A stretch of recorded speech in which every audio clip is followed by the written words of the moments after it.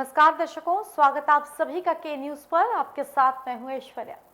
आज बात करेंगे कोविड संक्रमण और उससे जूझ रहे लोगों को कितनी बेहतर स्वास्थ्य सुविधाएं मिलनी चाहिए और इन स्वास्थ्य सुविधाओं के लिए क्या राजधानी लखनऊ के बाद सबसे ज्यादा संक्रमित केसों वाले कानपुर जिले को भी डीआरडीओ का अस्पताल मिलना चाहिए या नहीं, क्योंकि आबादी के लिहाज से कानपुर 40 लाख से ज्यादा है। ऐसे में केसेस कभी भी जब उनमें बढ़ोतरी हो सकती है और जिस हिसाब से कानपुर की भी स्वास्थ्य सुविधाएं हैं वो किसी से छिपी नहीं है। तो क्या राजधानी लखनऊ और वाराणसी के बाद अब कानपुर को भी डीआरडीओ मिलना चाहिए? यही हमारा आज का चर्चा का विषय है। कानपुर को कब मिलेगा डीआरडीओ?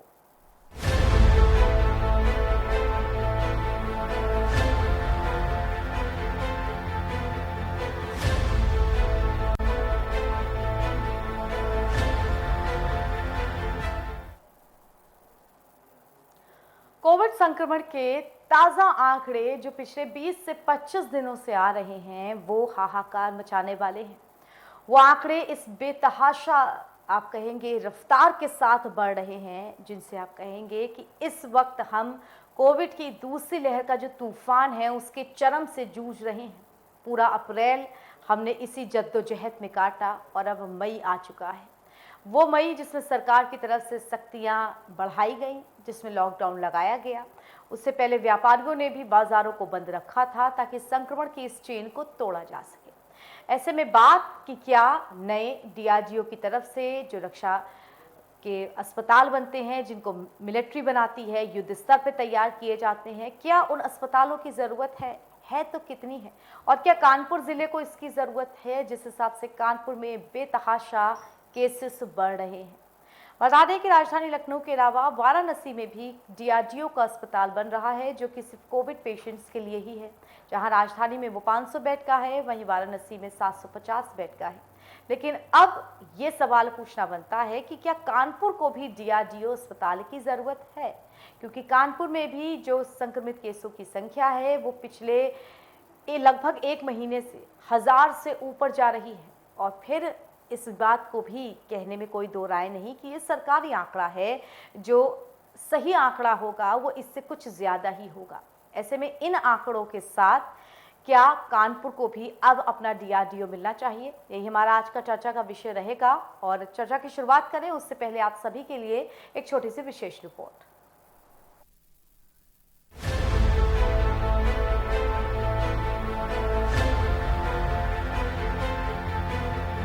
कोरोना की दूसरी लहर ने उत्तर प्रदेश को जकड़ा हुआ है। क्या राजधानी लखनऊ और क्या छोटे जिले, सबकी हालत पस्त है।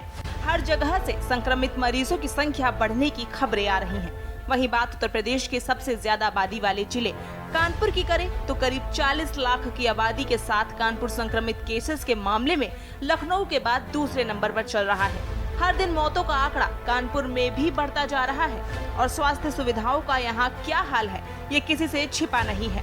हर 24 घंटे बाद नए संक्रमितों का ग्राफ एक नया रिकॉर्ड बनाता है। पिछले लगभग 1 महीने से हर दिन नए मरीजों की संख्या 1000 से ऊपर है और उसके आसपास है।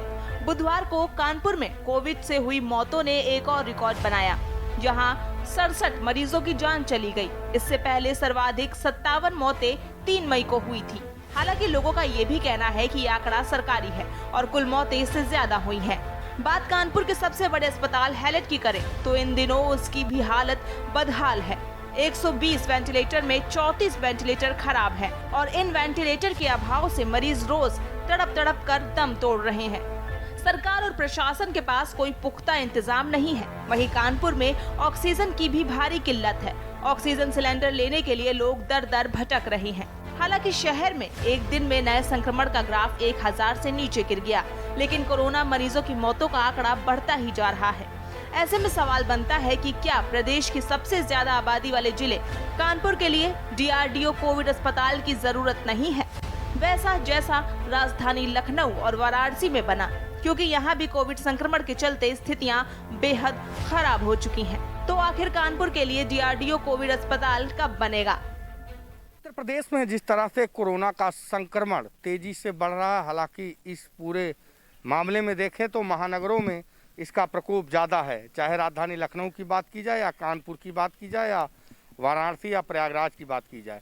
जिस तरह से लगातार कानपुर में भी मरीजों की संख्या बढ़ रही है, उसको देखते हुए वहाँ के जो तमाम जो हॉस्पिटल हैं वहाँ पे अव्यवस्थाओं का अंबार लगा है। ऐसे में एक सवाल ये भी उठता है, क्या राजधानी लखनऊ की ही तर्ज पर जिस तरह से सेना के सहयोग से जो हॉस्पिटल कोविड का तैयार हुआ है, उसी तर्ज पर कानपुर में भी सेना द्वारा कोविड का हॉस्पिटल बनाकर लोगों को राहत पहुंचाई जा सकती है। हालांकि जिस तरह से कानपुर में 1000 से ज़्यादा लोगों के संक्रमित होने की जो संख्या है वो निकल कर आ रही है, इससे हालात चिंताजनक जरूर है और कहीं ना कहीं कानपुर में भी सेना के सहयोग से हॉस्पिटल का खुलना बहुत ज़रूरी है। कैमरामैन रियाज के साथ उमेश मित्रा, के न्यूज़, लखनऊ।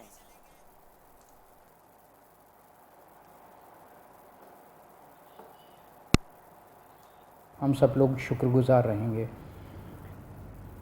इस दौरान जब दिल्ली के अंदर ऑक्सीजन की कमी हुई थी तो कई अस्पतालों ने अपने बेड कम कर दिए।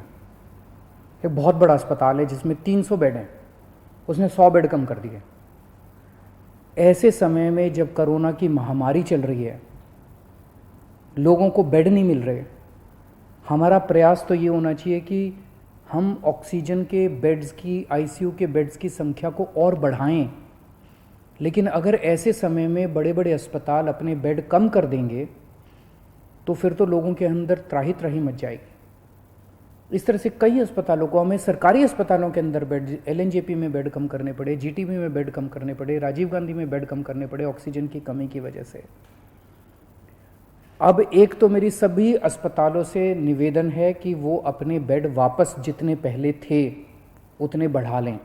मैं उम्मीद करता हूं कि अब रोज़ 700 टन ऑक्सीजन आया करेगी, तो जितने जिसके बेड थे हॉस्पिटल्स के वो सब बेड्स अपने उतने ही बढ़ा लें। दूसरी बात, कई अस्पताल वालों से मेरी मुलाकात हुई इन दिनों में। सभी अस्पताल, दिल्ली के सभी लोग इस वक्त एकजुट होकर एक परिवार की तरह मिलके इस मुसीबत का सामना कर रहे हैं।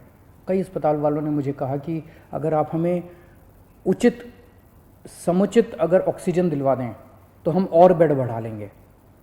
कोई कहता है मैं 100 बेड और बढ़ा दूंगा, लोगों को बचाने के लिए मैं 150 बेड और बढ़ा दूंगा, कोई कह रहा है मैं 50 बेड और बढ़ा लूँगा।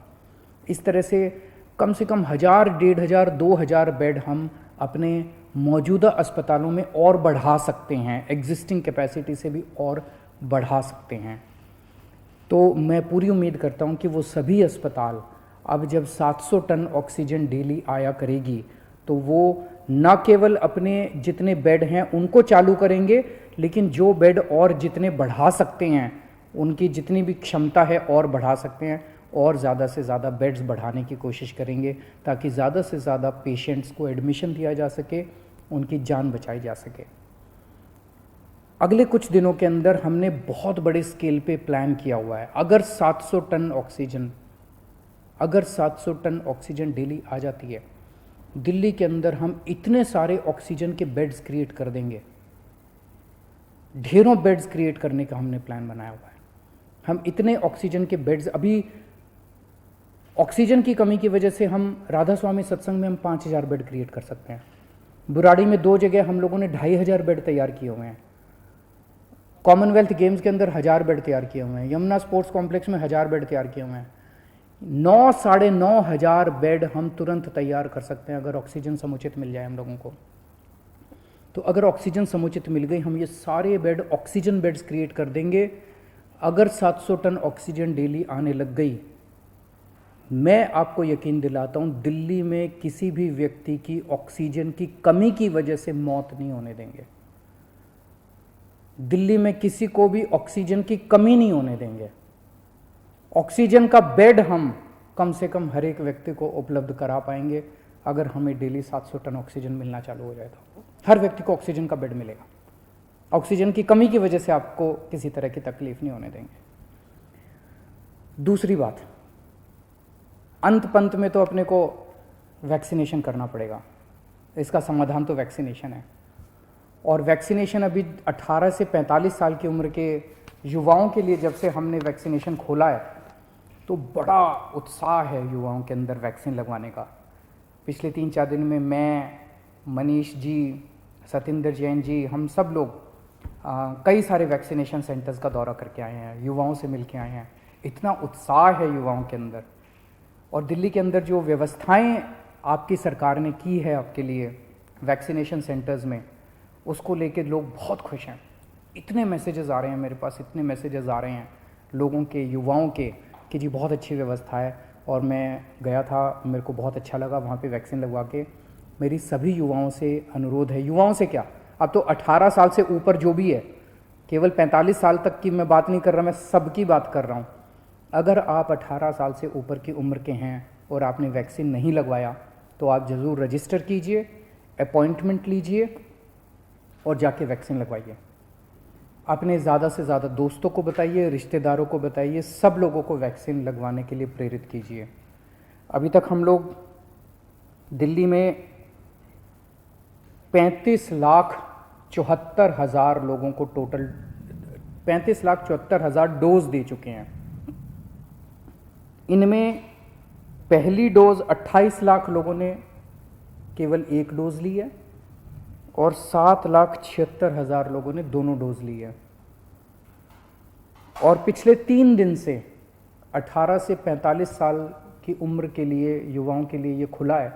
3 दिन में दिल्ली में 1,30,000 के करीब युवाओं को वैक्सीन लगी है और मैं उम्मीद करता हूँ कि आने वाले दिनों में और भी लगेगी। अभी हमारी जितने पिछले 3 दिन के अंदर सारी व्यवस्थाएं बहुत अच्छी तरह से लागू कर दी गई हैं। सारी व्यवस्थाएं बहुत सलीके से, ठीक तरीके से अब चल रहा है, बहुत स्मूथ तरीके से चल रहा है। एक ही कमी है, आज हम चाहें तो इस वैक्सीन को कई गुना बढ़ा सकते हैं, वैक्सीनेशन को कई गुना बढ़ा सकते हैं, लेकिन अभी वैक्सीन की कमी, सप्लाई की कमी हो रही है। अगर हमें समुचित सप्लाई मिल जाए तो जैसा मैंने आपको प्रॉमिस किया था कि 3 महीने के अंदर हम पूरी दिल्ली को वैक्सीन कर देंगे, तो अभी सप्लाई का हम इंतज़ार कर रहे हैं। अगर सप्लाई हमारे पास सफिशेंट आ जाएगी, जितनी जल्दी सप्लाईज आ जाएंगी, हम इसको बहुत सारे सेंटर खोल देंगे। सेंटर खोलने में कोई दिक्कत नहीं है, तो उसकी कोई चिंता नहीं है। और मैं उम्मीद करता हूँ कि आने वाले समय में सभी सरकारें काम कर रही है। ये एक इतनी बड़ी महामारी है जिसको कोई भी अकेले इस पे पार नहीं पा सकता। मैं उम्मीद करता हूं कि आने वाले दिनों में हम इसी तरह से सब लोग मिलके काम करेंगे, सारी सरकारें मिलके काम करेंगी। कोर्ट्स का हम लोगों को बहुत सहयोग मिल रहा है, सभी कोर्ट्स भी मदद कर रहे हैं, सारी संस्थाएं भी मदद कर रही है। आवाज़ कम कर दो। और तो इस बीच चर्चा को आगे बढ़ाएं, बड़ी खबर आपको बता दें जो हमें उत्तराखंड के लक्सर से मिल रही है। इस वक्त की बड़ी खबर उत्तराखंड के लक्सर से हमें मिल रही है। पहले वो खबर आपको दिखा देते हैं। उत्तराखंड के लक्सर से इस वक्त की बड़ी खबर। जी हाँ, उत्तराखंड के लक्सर से इस वक्त की बड़ी खबर हमें मिल रही है। पहले वो बड़ी खबर आपको दिखा देते हैं। लक्सर में खेड़ी खुर्द गांव में 2 पक्षों के बीच जमकर फायरिंग हुई। एक पक्ष के लोगों ने दूसरे पक्ष पर अंधाधुंध फायरिंग की। फायरिंग में 3 लोगों की मौत हुई है, आधा दर्जन लोग घायल हुए हैं। तनाव को देखते हुए गांव छावनी में तब्दील कर दिया गया है। बड़ी खबर उत्तराखंड के लक्सर से आपको दिखा रहे हैं। लक्सर में खेड़ी खुर्द गांव में 2 पक्षों के बीच जमकर विवाद हुआ। एक पक्ष के लोगों ने दूसरे पक्ष पर अंधाधुंध फायरिंग करी। फायरिंग में 3 लोगों की मौत हुई है और आधा दर्जन लोग घायल हुए हैं। बड़ी खबर आपको उत्तराखंड से बता रहे हैं। तनाव को देखते हुए गांव को छावनी में तब्दील कर दिया गया है। तो लक्सर के खेड़ी खुर्द गांव में 2 पक्षों के बीच जमकर फायरिंग हुई।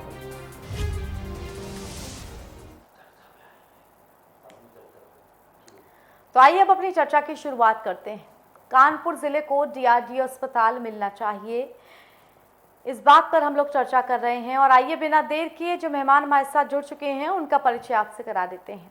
हमारे सहयोगी संवाददाता उमेश मिश्रा हमारे साथ जुड़े हुए हैं। उमेश जी, बहुत स्वागत है आपका।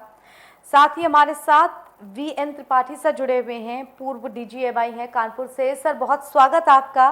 साथ ही मदन मोहन शुक्ला जी हमारे साथ जुड़े हुए हैं कांग्रेस की तरफ से। बहुत स्वागत आपका इस चर्चा में।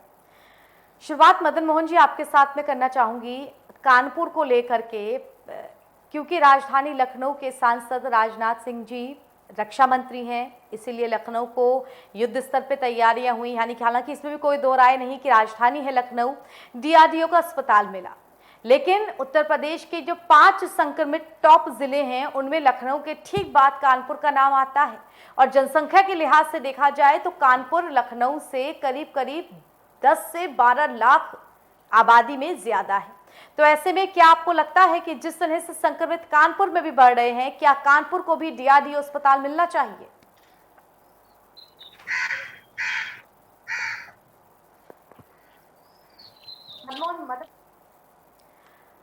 मदन मोहन शुक्ला जी, आप तक मेरी आवाज पहुंच रही है?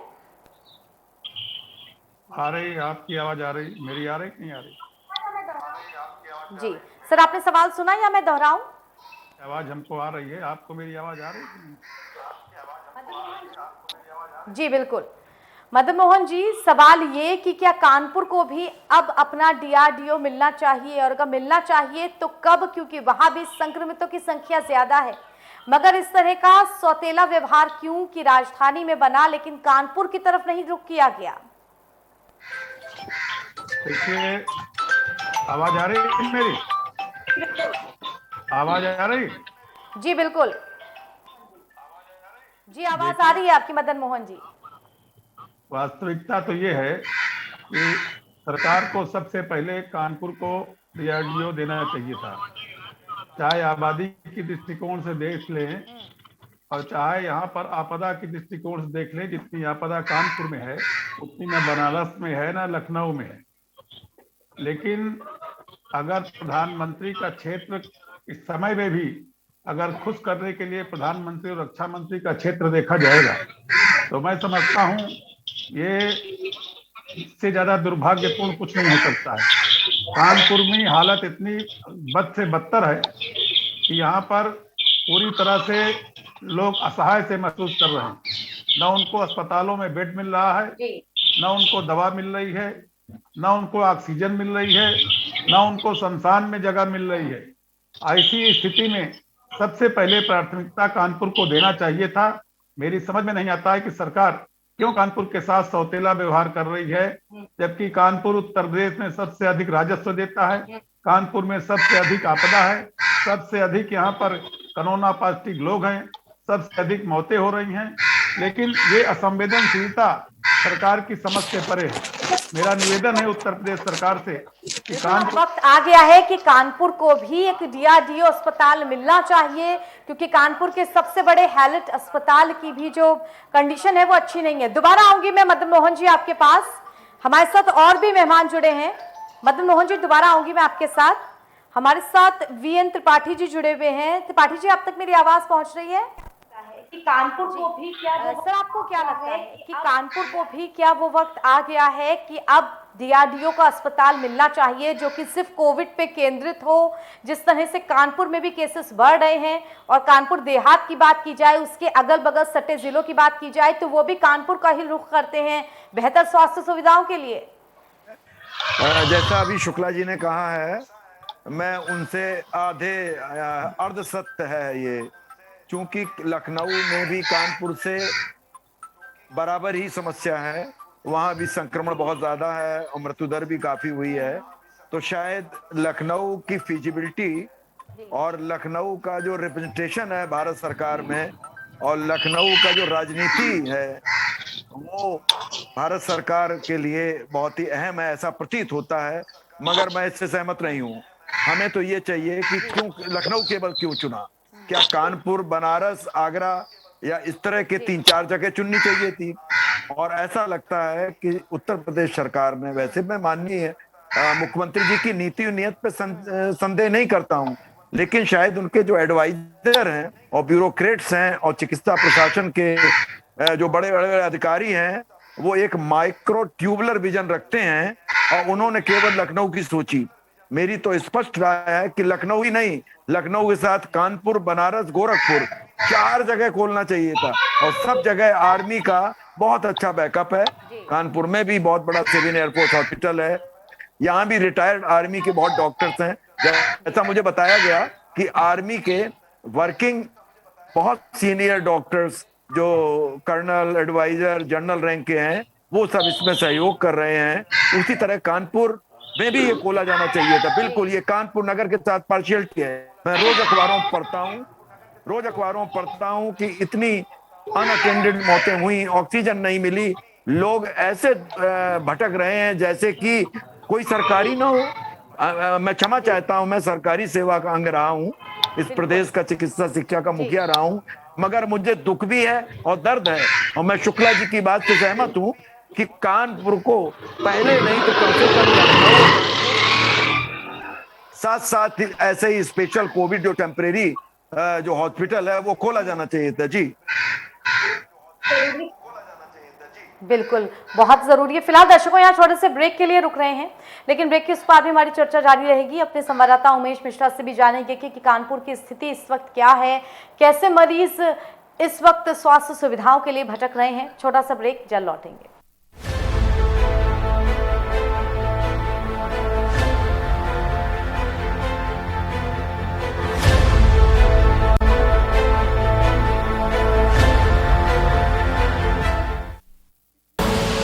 आप देख रहे हैं के न्यूज, खबरों का सारथी।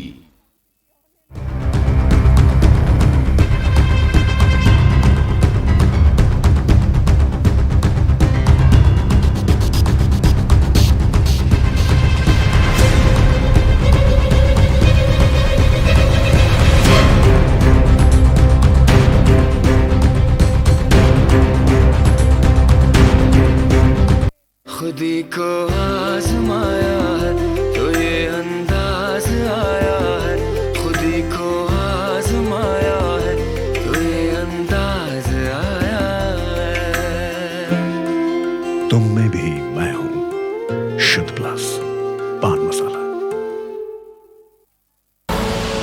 आप देख रहे हैं के न्यूज, खबरों का सारथी।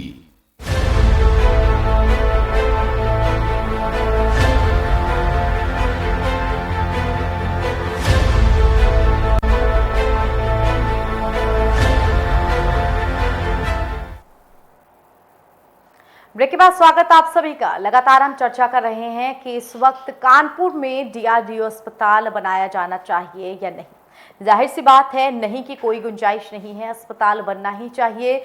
जिस तरह से यहाँ पर संक्रमित मरीजों की संख्या तेजी के साथ बढ़ रही है, हाल फिलहाल कानपुर के सबसे बड़े अस्पताल हैलेट की भी तस्वीरें सामने आती रहती हैं, जहां दिखता है कि मरीज किस तरह इधर से उधर भटकने के लिए मजबूर हैं। ये बदहवास उनके परिजन, जिनको पास ऑक्सीजन की किल्लत है, जानलेवा दवाओं जो जीवन रक्षक दवाएं होती हैं उनकी किल्लत है। ऐसे में कोविड के पेशेंट्स जो हैं, जिनकी संख्या बढ़ रही है, उनके लिए डीआरडीओ का अस्पताल। हमारे सहयोगी उमेश मिश्रा हमारे साथ जुड़े हुए हैं। उमेश, कानपुर के इस वक्त कैसे हालात हैं? क्योंकि पिछले 24 घंटों में अब बोला गया कि लॉकडाउन के चलते कुछ हद तक नए संक्रमित कम हुए हैं, संख्या अब 1000 से थोड़ा नीचे आई है, लेकिन इतनी कम संख्या से कोई इतना बड़ा फर्क नहीं पड़ता, क्योंकि उसकी भरपाई मौतों का बढ़ता हुआ आंकड़ा कर देता है। तो इस वक्त कानपुर की स्थिति कैसी है और कितनी जरूरत वहां पे अस्पताल की? ऐश्वर्या जी, बिल्कुल जिस तरह से कानपुर की जनसंख्या है वो राजधानी लखनऊ से भी 10-12 लाख ज्यादा है और ज्यादा आबादी रहती है। एक ऐसा तबका कानपुर में रहता है जो बहुत दूरी तक विकसित है। कानपुर का जो क्षेत्र है और कहीं ना कहीं कानपुर में ही नहीं, सेना के सहयोग से चारों महानगरों में कोविड के जिस तरह के सेंटर बने हैं, चाहे लखनऊ में बने या वाराणसी में बने, जो सेना के सहयोग से, उनके सहयोग से इन 4 महानगरों में भी होने चाहिए। हालांकि जो कानपुर की अगर संख्या करें, बात करें, संक्रमितों की संख्या की बात करें, तो लगातार हर दिन 1000 से ऊपर का ये आंकड़ा है। और उसके बाद अगर इतनी संख्या में संक्रमित लोग निकल रहे हैं और हमें लगता है कि जो महानगर है, महानगर से सारे जो ग्रामीण क्षेत्र है वो जुड़े होते हैं, आवागमन होता है, तमाम आम जनमानस आते रहते हैं, व्यापार के लिए लोग आते हैं, खरीदारी के लिए आते हैं। तो अगर हम महानगरों से सुसज्जित हो जाते, वहां से व्यवस्था को मूर्त रूप देते, तो इर्द गिर्द जो आसपास के ग्रामीण एरिया है या वहां से थोड़ी दूरी पे जो एरिया है, उन लोगों को भी लाभ मिलता। तो हालांकि जो कोरोना का जो संक्रमण है हो सकता है उसके प्रभाव को हम कम कर पाते, हो सकता है उससे पीड़ित लोगों की हम ज्यादा से ज्यादा लोगों की मदद कर पाते। तो ऐसी तमाम चीजें हैं जो संभव हो सकती थी। हालांकि इसमें बिल्कुल शक नहीं किया जा सकता कि उत्तर प्रदेश के मुख्यमंत्री योगी आदित्यनाथ हर पहलू पर नजर बनाए हुए हैं। लगातार वो खुद निरीक्षण कर रहे हैं। उनको भी कोरोना से संक्रमित हुए थे, लेकिन अपने आप को उन्होंने उपचार किया, सुसज्जित किया, ठीक किया। उसके बाद फिर वो जनता के बीच आ गए, फिर वो सिविल हॉस्पिटल और तमाम जगह हॉस्पिटलों का निरीक्षण कर रहे हैं।